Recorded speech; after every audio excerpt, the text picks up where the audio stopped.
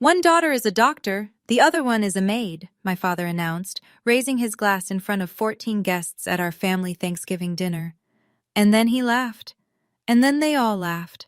My 8-year-old daughter was sitting right next to me. She tugged my sleeve and whispered, "Mommy, is being a maid bad?" That was the last Thanksgiving I stayed silent, because what I said next, in front of every single person at that table, changed everything. And my father? He hasn't hosted a holiday dinner since. But before I tell you what I said that night, you need to understand what happened in the 6 years before, and why the man my father was trying so hard to impress all evening was the one person in that room who already knew exactly who I was. Before I go on, please take a moment to like and subscribe, but only if you genuinely connect with this story. Let me know in the comments where you're watching from and what time it is for you right now. My name is Thea O'Neill. I'm 31 years old. I'm a single mom, and for the past 6 years my family has called me the Maid. Now let me take you back to the spring of 6 years ago, the week I moved home with nothing but 2 suitcases and a 2-year-old on my hip. The drive from Richmond to Millbrook takes about 2 hours if you don't stop. I stopped 3 times because Lily kept crying. She was 2. She didn't understand why Daddy wasn't in the car. Honestly, neither did I. My ex-husband left on a Tuesday, cleared the checking account on Wednesday, filed from his mother's address on Thursday.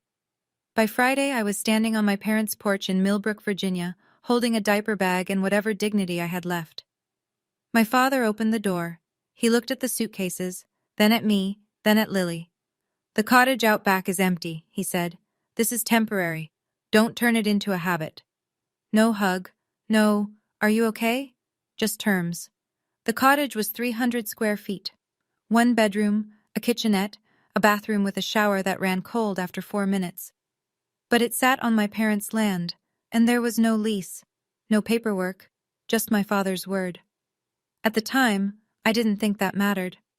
Within a week, I was knocking on doors, cleaning houses, $15 an hour, cash, while a neighbor watched Lily.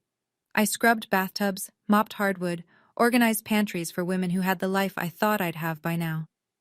That same month, Meredith, my older sister, finished her dermatology residency. My parents threw a dinner for 20 people. I showed up late because I was still wiping bleach off my hands at a client's house across town. Richard, my father, didn't miss the chance. He stood at the head of the table and said, loud enough for every guest to hear, "Sorry, Thea's late. She was scrubbing someone's bathtub." Everyone chuckled. Meredith looked away. I sat down and didn't say a word. That was the first time. It would not be the last. The thing is, the jokes didn't start when I moved home. They started long before I ever left. Growing up, Meredith was the one who got SAT tutoring, AP summer camps, college visits to Duke and UVA. When she got accepted to medical school, my father took out a second mortgage to cover her tuition. Every penny, no hesitation.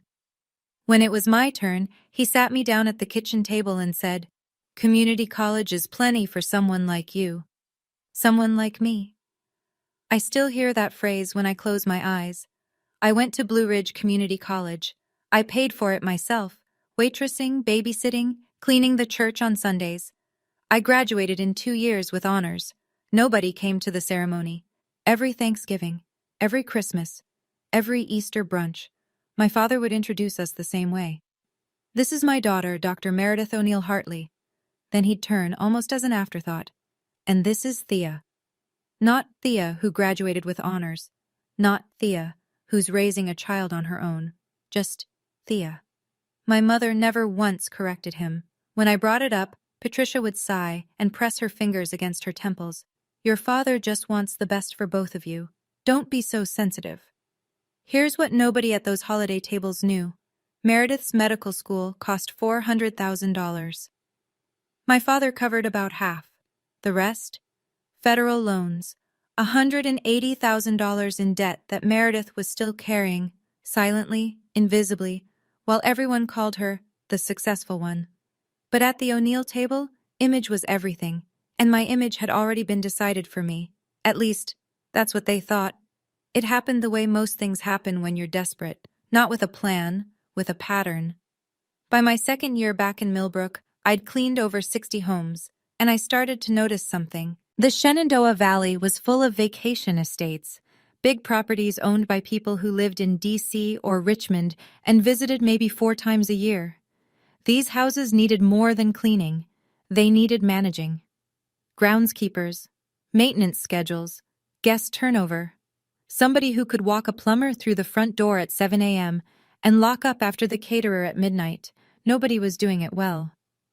I filed for an LLC, built a website at 2 in the morning while Lily slept, named the company Magnolia Estate Services. It sounded bigger than it was, which at the time was just me and a second-hand laptop. I signed my first 3 property contracts in the same month. Not huge, but real.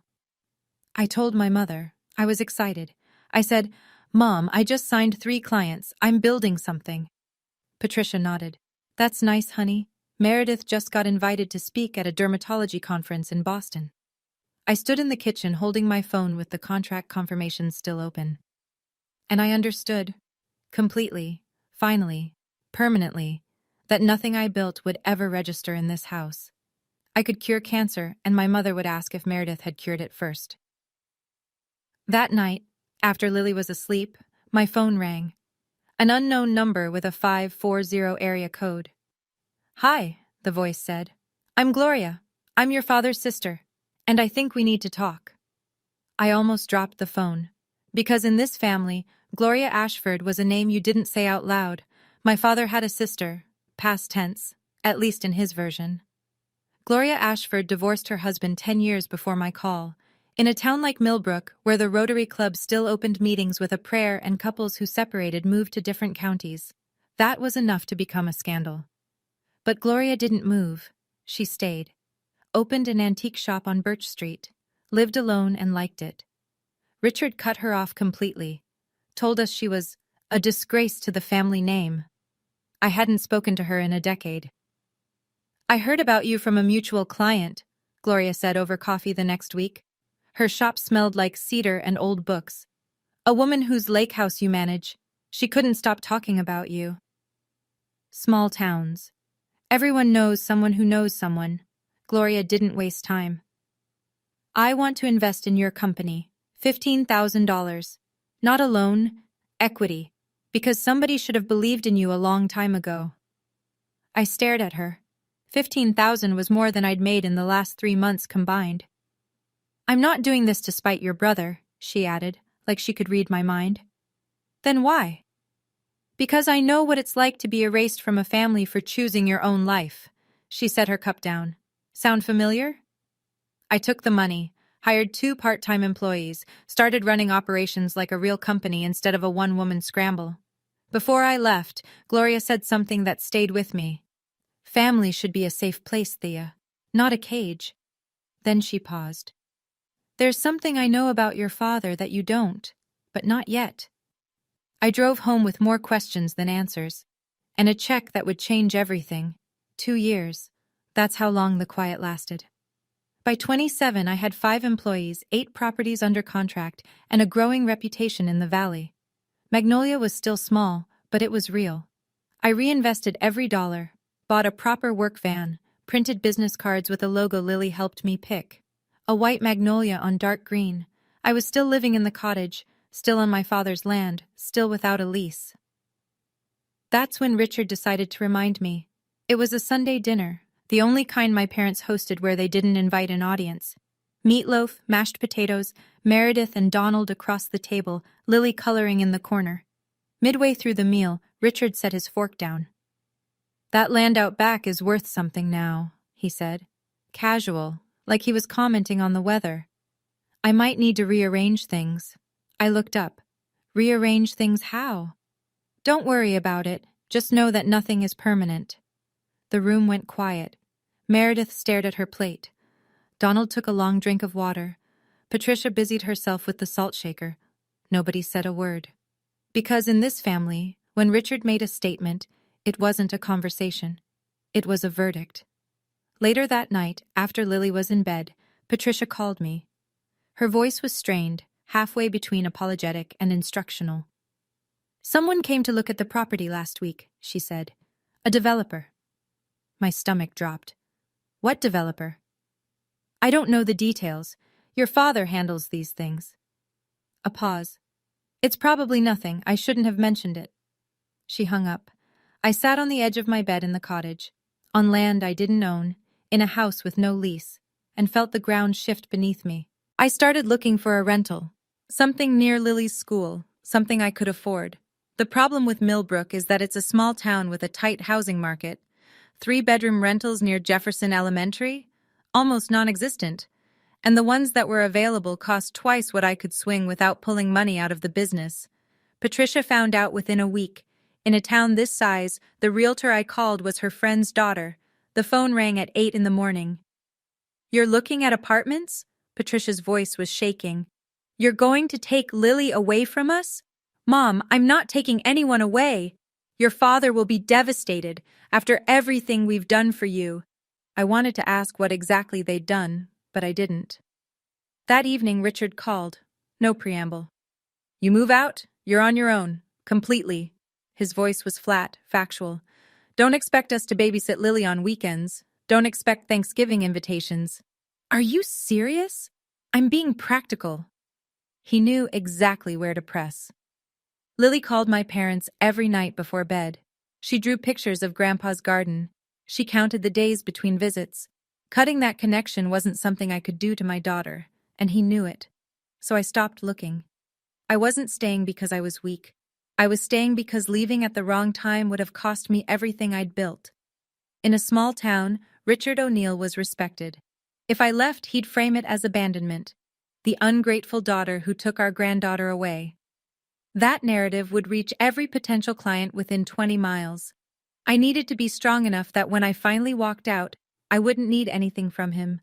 Not his land, not his babysitting, not his version of the story. That day wasn't here yet, but it was coming. The cracks started showing in Lily first. Her teacher called me in on a Wednesday. Mrs. Patterson, kind woman, 20 years in 2nd grade. Lily's been quiet at lunch, she said. The other kids asked what her mom does for work. She didn't answer. She just shrugged and looked away. I sat in that tiny plastic chair and felt something inside me splinter.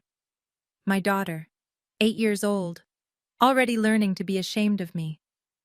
That night, I tucked Lily in and she asked, Mommy, do you like your job? I love my job, baby. Then why does Grandpa always say it funny? I kissed her forehead and turned off the light. Then I went to the kitchen, sat at the table, and stared at the wall for an hour. This wasn't about me anymore. Richard's jokes, his little performance at every holiday, they were seeping into my daughter's bones. She was 8, and she was already learning that her mother wasn't worth being proud of. That same week, an opportunity landed in my inbox. A new luxury development in the valley. 12 vacation homes, full-service management contract. The owner was looking for a single firm to handle everything. Annual value, $340,000.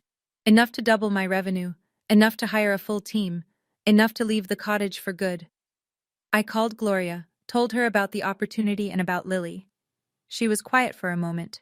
Then, fear is a landlord too, Thea, and the rent keeps going up. That night, I picked up the phone and dialed the developer. 2 rings. A voice answered. Steady, professional, unhurried. Frank Calloway, Calloway Development. What can I do for you? I took a breath, and I pitched. Frank Calloway didn't say yes on the first call. He said, Send me your portfolio. So I did. Every property photo, every client reference, every maintenance report I'd ever filed. I formatted it like a woman who had something to prove, because I did. 3 days later, Frank called back.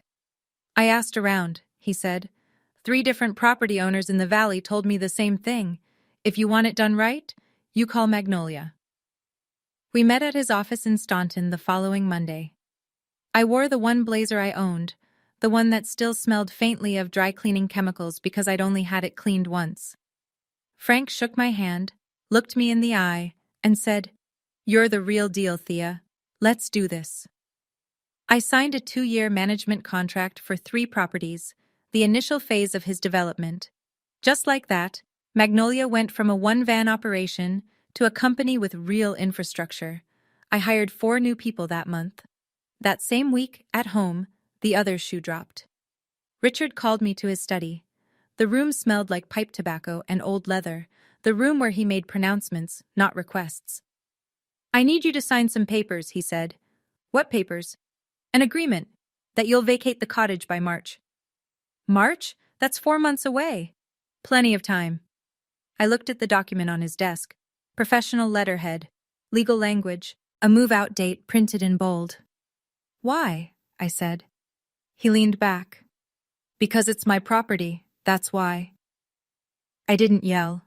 I didn't cry. I stared at that document and noticed the name of a law firm, not a family attorney, a commercial real estate firm. Someone was buying this land. "I'm not signing anything tonight," I said. "I'll read it first." I walked out. My hands were steady. My heart was not. Patricia's approach was always softer. That was what made it worse. She invited me for tea the next morning. The kitchen smelled like chamomile. She'd set out the good cups, the ones with the gold rims, a peace offering wrapped in porcelain. "Your father is under a lot of stress," she began, eyes damp, hands folded, the performance of a concerned mother rehearsed to perfection. "His investments haven't been doing well. He needs to sell that land, Thea." "Then why didn't he just talk to me?" "We are talking. You're just not listening." I set my cup down. "You're asking me to move my daughter out of the only stable home she's known, in 4 months, without telling me why until I found out on my own." Patricia's expression shifted. The softness thinned. "Meredith would never make things this difficult. Meredith doesn't live in a cottage on Dad's land." "Exactly." She looked straight at me. "Because Meredith made something of herself." The words landed like a slap. Not because they were cruel, I'd heard worse, but because they came from my mother, the woman who used to braid my hair before school, the woman who was supposed to be safe. I stood up. I left the tea on the table. I didn't slam the door. I just closed it behind me, which somehow felt louder. That night, sitting on the cottage porch while Lily slept, my phone buzzed. A text from a number I hadn't seen in months. "Meredith. Can we talk, privately?" I stared at the screen for a long time. My sister hadn't texted me in over a year. Not for my birthday, not for Lily's, not for anything. And now, out of nowhere, she wanted to talk. Something was wrong. I just didn't know which part yet. We met at a coffee shop in Waynesboro, 20 minutes from Millbrook, far enough that nobody would report back. Meredith looked different. Not bad, exactly. Just reduced. Her hair was pulled back. No earrings. The confident posture I'd grown up envying had softened into something closer to exhaustion. She ordered black coffee. I ordered the same. We sat near the window, and for a full minute, neither of us spoke. Then she said it. "Donald wants a divorce." I blinked. "Since when?" "Since July. We've been pretending for 4 months." "Why are you telling me?" She looked at her cup. "Because you're the only person in this family who knows what it's like to start over." I didn't expect that to hit as hard as it did. Meredith, the golden daughter, the one whose name opened every toast, was sitting across from me in a coffee shop asking me how to survive.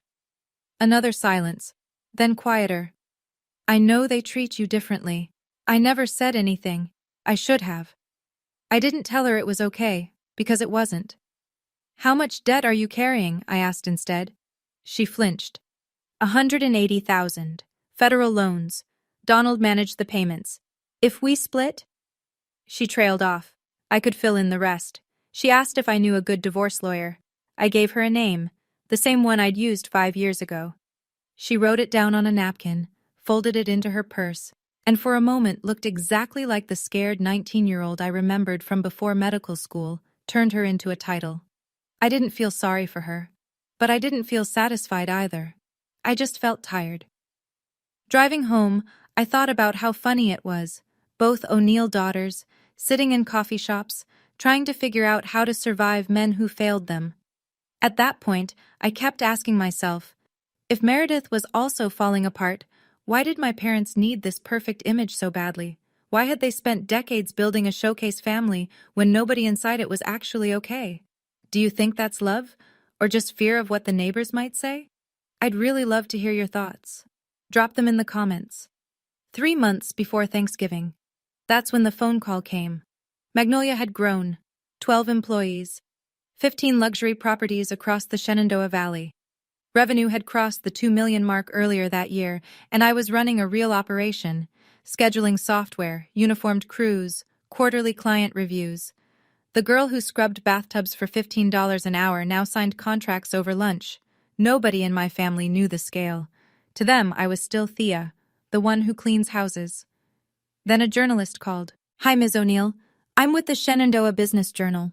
We're doing a feature on local entrepreneurs under 35. Your name came up 3 times from different referrals." 3 different people had recommended me. Not Meredith, not my father's Rotary contacts. Me. I agreed to the interview on one condition. "Please don't mention my family or my personal background. This is about the business." The reporter, a young woman named Kelsey, spent 2 hours with me at one of the estate properties I managed. She took photos of the team at work. She asked about revenue, growth strategy, client retention. She treated me like a CEO, because that's what I was. "This issue publishes the week of Thanksgiving," Kelsey said as she packed up. "You'll get an advance copy." Thanksgiving. The timing felt almost poetic. I didn't tell my parents. I didn't tell Meredith. The only person I told was Gloria, who listened on the phone and then laughed, a warm, surprised laugh. "Well," she said, "that's going to make for an interesting holiday." For the first time in 6 years, someone was asking about my work not as a punchline, but as a success story. And I carried that feeling quietly, tucked inside my chest like a lit match in a dark room. Waiting. 2 weeks before Thanksgiving, I was in the kitchen at the main house, helping Patricia sort through her guest list, when Richard walked in, chest puffed, holding his phone like a trophy. "Guess who's coming to Thanksgiving," he said. Patricia looked up. "Who?" "Frank Calloway." He said the name like he was announcing royalty. Frank Calloway, owner of Calloway Development Group, the biggest residential developer in the Shenandoah Valley. Richard had been circling Frank for months, trying to finalize the sale of his land. "This is my shot," Richard continued. "Calloway at our table. Good food, good wine, good impressions. By New Year's, the deal is done." I stood at the counter, holding a serving spoon, and felt my blood turn cold. Frank Calloway. The man I had a standing video call with every Tuesday at 9 a.m. The man whose properties I'd managed for 2 years. The man who called me the most reliable operator in the region. My father had never once asked the name of my company. He'd never visited my office. He'd never Googled me. And Frank? Frank had no reason to know my maiden name or that the woman who ran Magnolia Estate Services went home at night to a 300-square-foot cottage behind her father's house, 2 separate worlds, about to collide at the same dinner table. I excused myself, drove back to the cottage, called Gloria. "Frank Calloway is coming to Thanksgiving," I said. "Dad invited him." A beat of silence. Then Gloria exhaled slowly. "Well," she said, "this is going to be very interesting." "What do I do?" "Nothing. You don't have to do anything, Thea. The truth has a way of showing up on its own." Then she added, almost casually, "I have my own plans for Thanksgiving this year." I didn't ask what she meant. I probably should have. The Monday before Thanksgiving, my father called me to his study, again. This time the document was different, thicker, notarized on one side, a move-out agreement with a printed deadline, March 1st. "Sign this by Thanksgiving," Richard said. He didn't sit down. He stood behind his desk like a man used to towering over people. "After that, I'm involving a lawyer." I picked up the papers, read slowly. Move-out terms, waiver of claims to the property, and buried on the second page, the sale price. $410,000. Richard was selling the land I lived on, the land Lily knew as home. I turned to the last page and saw the buyer's name, Calloway Development Group.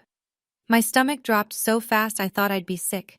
My father was selling the property to my biggest client, the same man he'd invited to Thanksgiving dinner. The same man who didn't know that the cottage Richard promised was empty had me and my daughter sleeping in it every night. I looked at Richard. He looked back. Steady, unbothered, like a man who had already won. You told Frank the cottage was empty, I said. Not a question. It will be.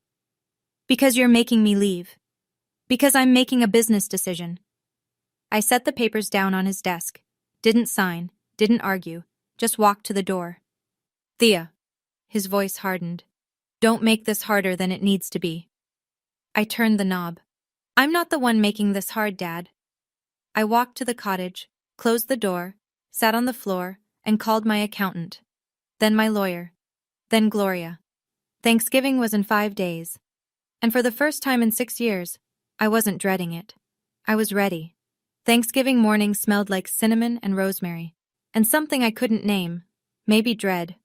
I woke up early, dressed Lily in her green corduroy dress, the one with the tiny embroidered leaves. She twirled in front of the mirror and asked, "Do I look pretty, Mommy?" "You look perfect." "Will Grandpa be nice today?" I knelt down, brushed a strand of hair behind her ear. "I don't know, baby, but I'll be right next to you the whole time." By 9 a.m., I was in my parents' kitchen, apron on, hair up, hands in a turkey. Same as every year. Patricia assigned the cooking to me because Meredith has to get ready. As if roasting a 20-pound bird and making 4 sides from scratch wasn't work worth getting ready for. Meredith arrived at noon. Blowout, pearl earrings, cream-colored cashmere. Donald trailed behind her, silent, carrying a bottle of wine like a man carrying his own headstone. The guests trickled in. Aunt Carol and Uncle Jim, the Warrens from 2 doors down, Pastor David and his wife Ruth, Richard's cousin Ray and his wife, 2 couples from the Rotary Club, and then, at 12:30, a black SUV pulled into the driveway. Frank Calloway and his wife Donna. Richard practically sprinted to the front door, handshake, shoulder pat. "Frank, welcome, welcome. We're so glad you could make it." Frank walked in, polite, composed.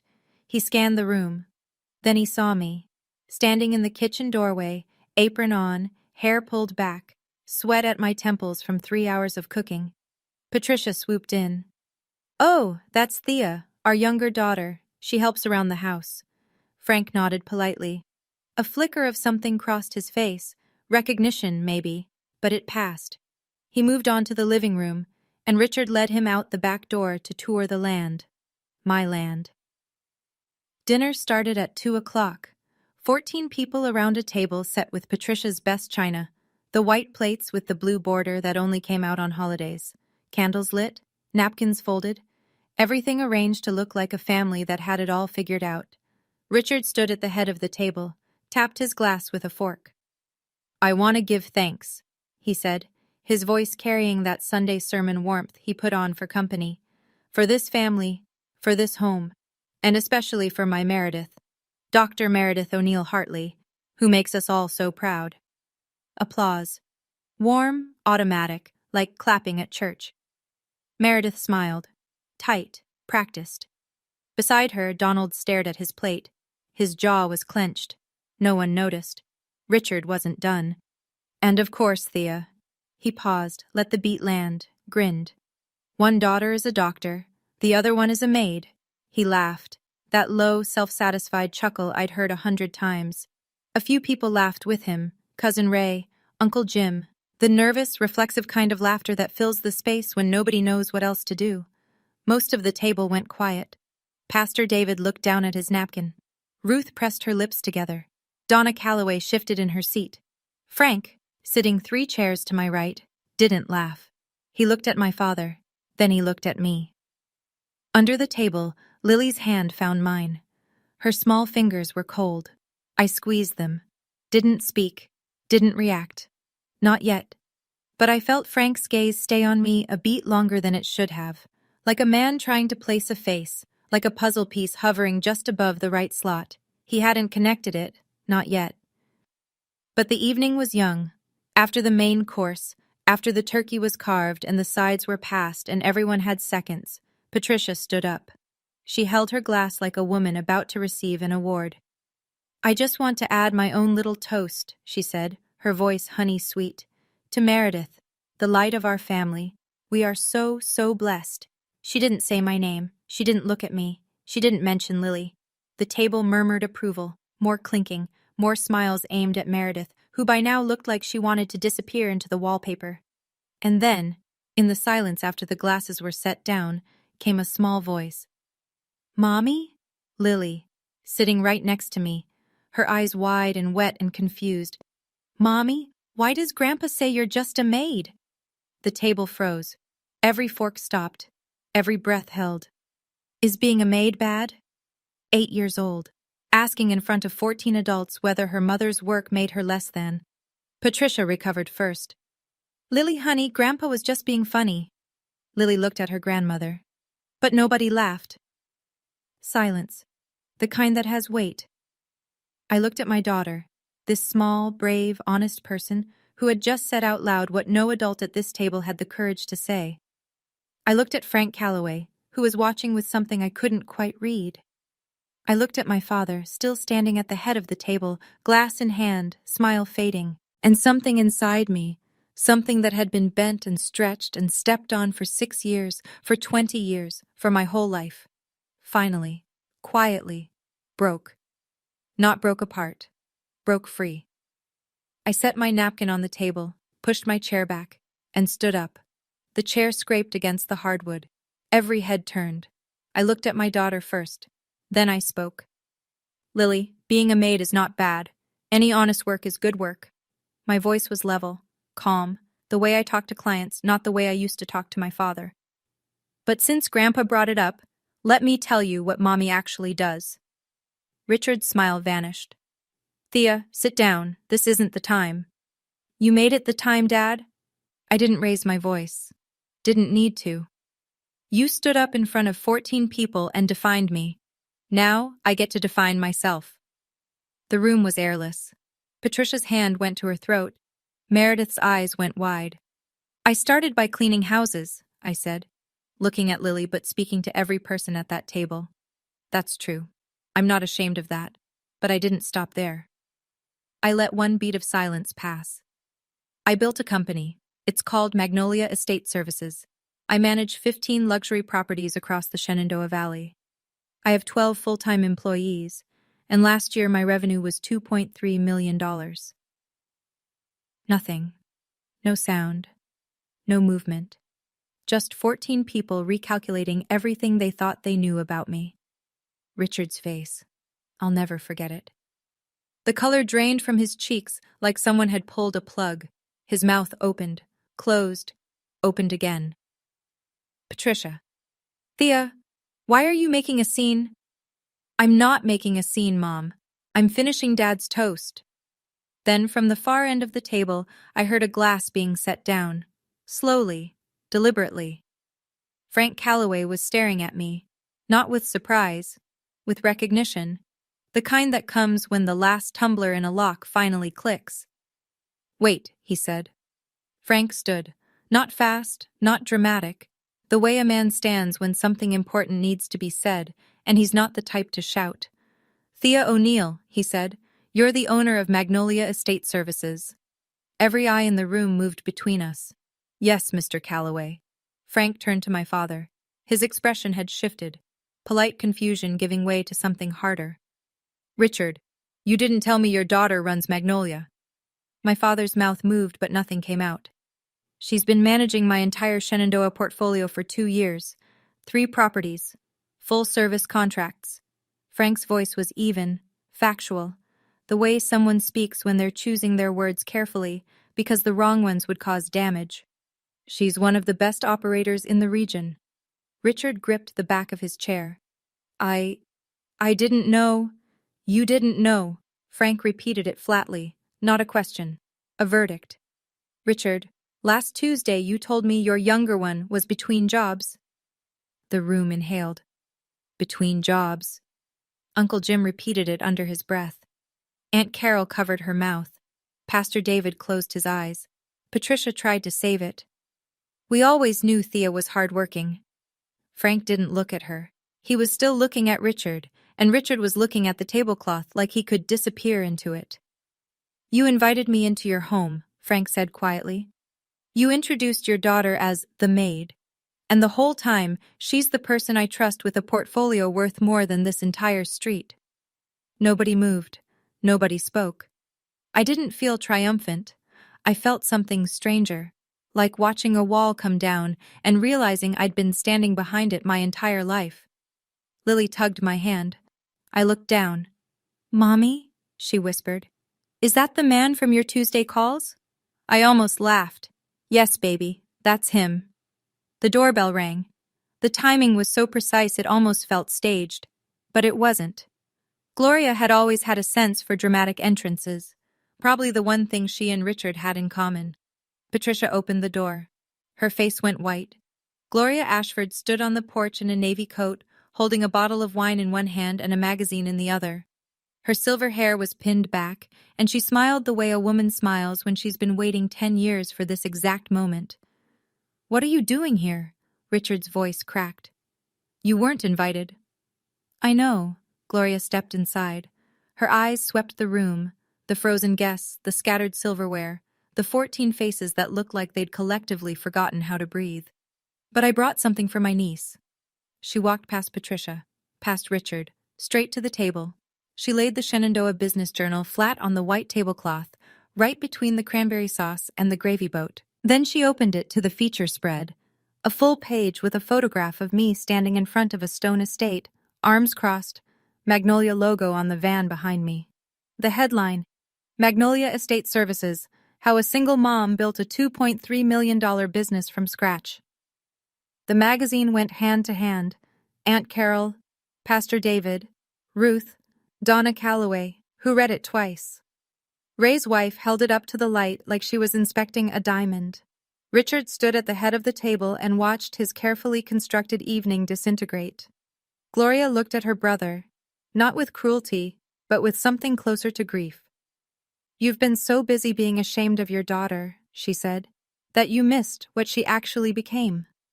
Richard said nothing. For the first time in 63 years, Richard O'Neill had absolutely nothing to say.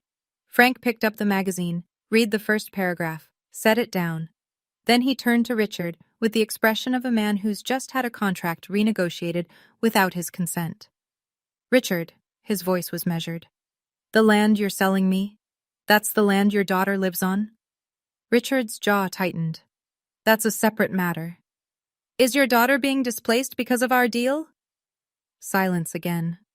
But this silence had teeth. I spoke. Not loudly, not with any satisfaction, just clearly. "I saw the contract on his desk last week. He asked me to sign a move-out agreement by Thanksgiving. The sale price is $410,000, and he told you the cottage was empty." Frank sat back in his chair. He rubbed his forehead with one hand. "Richard, I don't do business this way. Frank, this is a family matter. It became my business the moment you lied to me." Frank shook his head.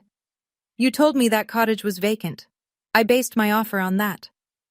The table had splintered into a dozen private reactions. Aunt Carol whispered to Jim. Pastor David's wife gripped her husband's arm. The Warrens looked like they were watching a car accident in slow motion. And then, from the quiet end of the table, Donald Hartley spoke. "I'm sorry," he said. His voice was hoarse, like he hadn't used it in weeks. "But this isn't right. None of this is right." Meredith looked at her husband. For a moment, something passed between them. Not love, not forgiveness, but maybe the ghost of why they'd chosen each other in the first place. She reached under the table and took his hand. The room was in ruins. Not from yelling, not from violence, just from the truth, standing in the middle of a Thanksgiving table, refusing to sit back down. Frank stood up. He buttoned his jacket, a small, deliberate gesture that somehow said more than any speech could. "Richard, I'm going to need to pause our discussions about the land." His voice was cordial, professional, final. "I need to think about this." Everyone at that table understood. Pause meant done. The way we should talk means it's already over. Richard tried. "Frank, let's discuss this privately. We've been talking privately." Frank straightened his cuffs. "That seems to be the problem." He turned to me. A slight nod. Not warm, not cold, professional, one business owner to another. Thea, I'll call you Monday. We have work to do. Yes, sir, thank you. Frank placed his hand on Donna's back. She stood, gathered her purse, and they walked out the front door without looking back. Within 5 minutes, Pastor David and Ruth excused themselves. Early morning tomorrow, David said, but his eyes lingered on Richard with something that looked like disappointment. The Warrens followed, then Ray and his wife. The excuse carousel turned and turned, headache, long drive, early flight, until the table that had seated 14 was down to 6. Richard sat in his chair, the patriarch at the head of an empty table. His glass was still full. His plate was untouched. The man who had opened the evening with a toast and a laugh now sat in a silence so thick you could hear the candles burning down. $410,000. Gone. His reputation in a community that valued reputation above almost everything? Shattered. Not because I attacked him, not because I humiliated him, but because I told the truth. And the truth did what it always does when you've been lying long enough. It introduced itself. The house was quiet now, dishes untouched, candles guttering, 6 people in a room that felt emptier than 0. I lifted Lily off her chair. She wrapped her arms around my neck and rested her head on my shoulder, the way she did when she was 2, back when I carried her into this house with nothing. I walked to where Richard and Patricia sat. Not close, just close enough. I'll be out of the cottage by the end of the month. Richard looked up. Not because you asked, I said. Because I should have left a long time ago. Thea? His voice was smaller than I'd ever heard it. I'm not angry, Dad. I'm done waiting for you to see me. Patricia's face crumpled. The tears came. Real ones this time. Not the ones she used as currency. But for the first time in my life, I didn't rush to fix them. I looked at Meredith. She sat with her hands flat on the table, mascara slightly smudged, Donald's arm still touching hers. She met my eyes and nodded. Small. No words needed. I turned and walked to the front door. Gloria was standing on the porch. She hadn't come inside for the ending. She'd been waiting out here, hands in her coat pockets, watching the November sky turn dark. My living room is big enough, she said simply. Plenty of space for 2. Lily lifted her head and looked at Gloria. Are you the lady who sends me birthday cards? Gloria smiled. Every single year, sweetheart. I strapped Lily into the car seat, closed the door, sat behind the wheel. In the rearview mirror, the house got smaller. The porch light flickered. Nobody came out to wave. I took a breath, a full one, deep enough to fill every corner of my lungs. For the first time in 6 years. In a town like Millbrook, you don't need the internet. You have church. By Sunday, 3 days after Thanksgiving, the story had traveled through every pew, every coffee hour, every parking lot conversation after service. 14 guests meant 14 households, and each household told 5 more. By the time the week was out, every person who'd ever shaken Richard O'Neill's hand at a Rotary meeting knew what had happened at his dinner table. The fallout was specific and measurable. Pastor David called Richard directly. I think it's best if you step back from the fundraiser committee this year, Richard. Focus on your family. Translation: don't show your face. Patricia's women's auxiliary group, the one that organized the Christmas charity drive every December, politely informed her that we're going in a different direction with leadership this year. The woman who delivered the message told a friend, who told her hairdresser, who told me, we need people who uplift other women, Patricia. The Shenandoah Business Journal hit newsstands that Wednesday. Kelsey's article ran with my photo on the secondary cover. Within the week, 3 property owners I'd never contacted reached out to Magnolia. I read the article, each one said, like a password. Mrs. Patterson, Lily's teacher, stopped me at pickup. I saw it, she said, holding up the magazine. I always knew there was more to you than this town gave you credit for. In the grocery store, at the gas station, at the post office, people looked at me differently. Not with pity, not with the polite condescension I'd grown accustomed to, with something new, respect. And Richard? Richard, who had built his entire identity on being the most respected man on his street, stopped going to church, stopped going to Rotary, stopped answering his phone. The silence from the big house was deafening. Meredith called 2 days after Thanksgiving, Not to apologize on behalf of our parents, not to smooth things over. Donald and I are separating, she said. I told Mom and Dad last night. How did they take it? A long pause. Mom said, this can't be happening. First Thea, now you. Meredith's voice cracked on the word first, like she was hearing it for what it really was. Not concern, but inventory. Patricia wasn't mourning her daughter's pain. She was counting her losses. And Dad? Nothing. He just sat there. I think he's run out of speeches. I pictured it. Richard at his desk, the patriarch who had lost his audience and his stage in the same week. A man who'd spent decades performing fatherhood for other people and had never learned how to do it in private.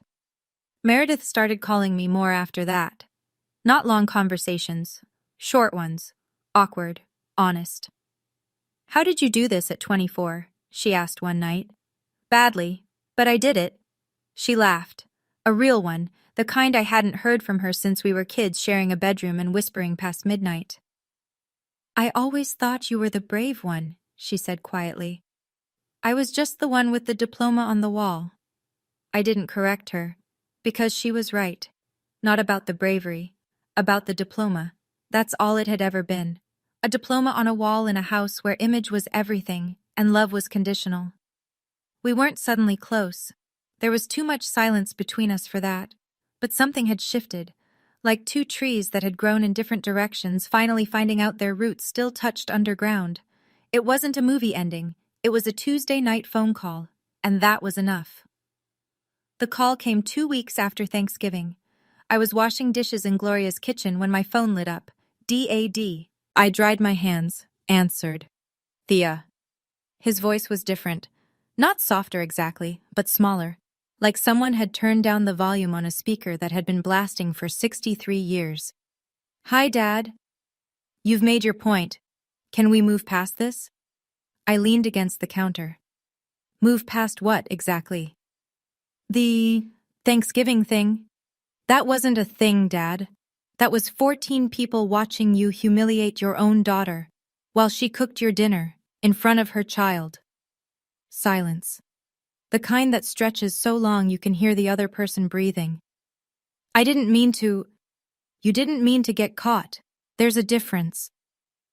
More silence. I could hear a clock ticking on his end, the old grandfather clock in the hallway, the one that had been there since I was 4. The land deal fell through, he said, quieter now. Frank pulled out. I know. I'm in trouble, Thea, financially. I closed my eyes. Part of me wanted to help. The part that was his daughter. The part that remembered him teaching me to ride a bike in that driveway, holding the seat until I could balance. But I wasn't going to save a man who had spent 6 years drowning me. When you're ready to talk, really talk, I'll be here. I kept my voice steady, not cold, not warm, just clear. But I won't sit at another table where my daughter learns to be ashamed of her mother. He didn't respond. The line went dead. I stood in Gloria's kitchen for a long time, phone in hand, staring at nothing.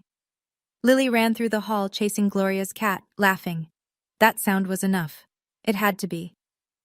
By mid-December, the townhouse was starting to feel like home. It was a 2-bedroom rental on Maple Street. 8 minutes from Lily's school, 12 from the Magnolia office. Not fancy. Clean.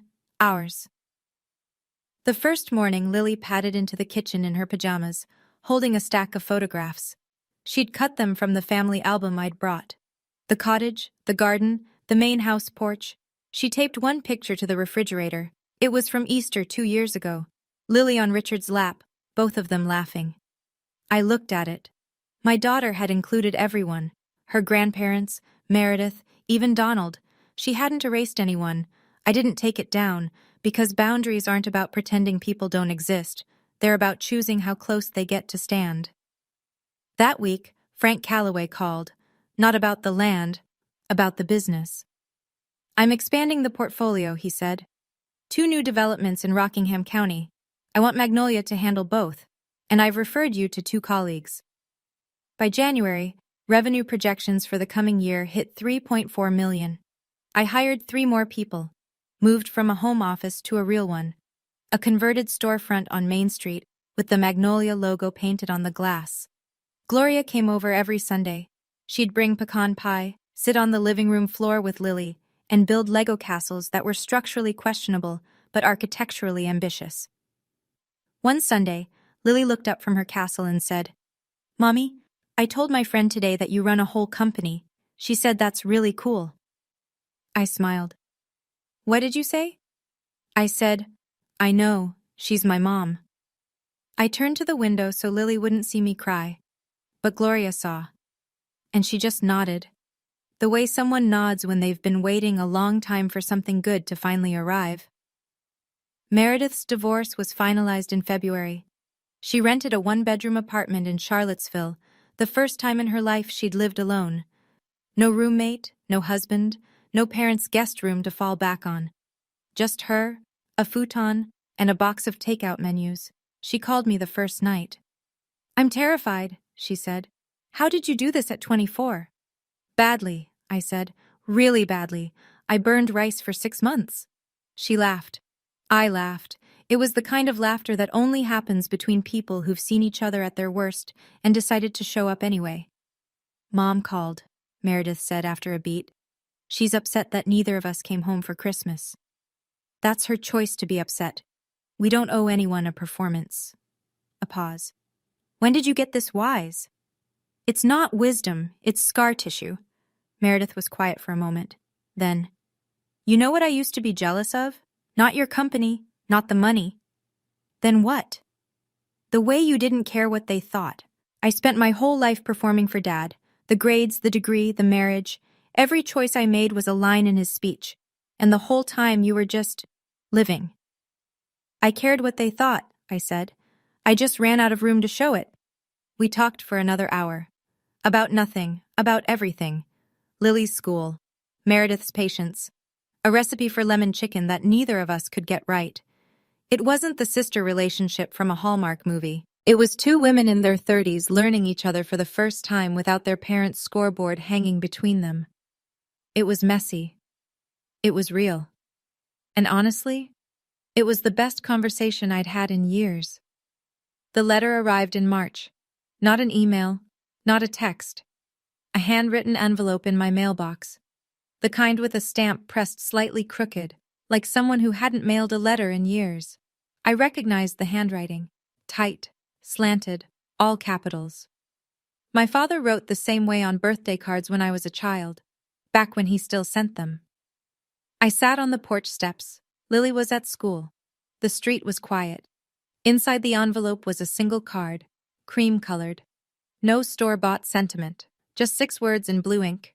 "Thea, I read the article. Dad." 6 words. "No, I'm sorry. No, I was wrong." No explanation, no excuse, no mention of the land deal or Thanksgiving, or the years of jokes that had cut deeper than he'd ever understand.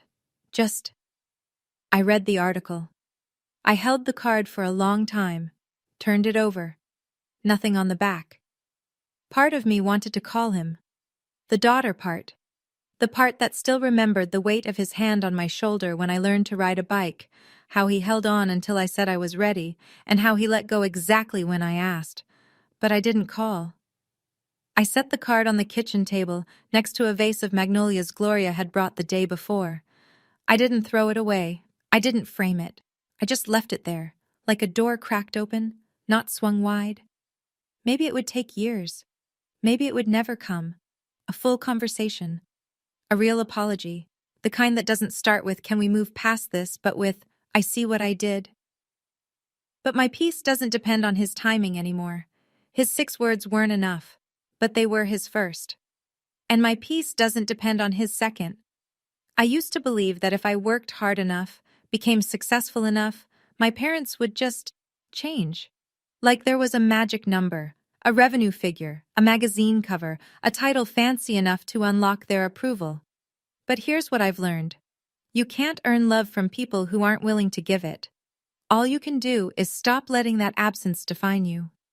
If you're going through something like this, if you're still sitting at a table where you're the punchline, what have you done about it?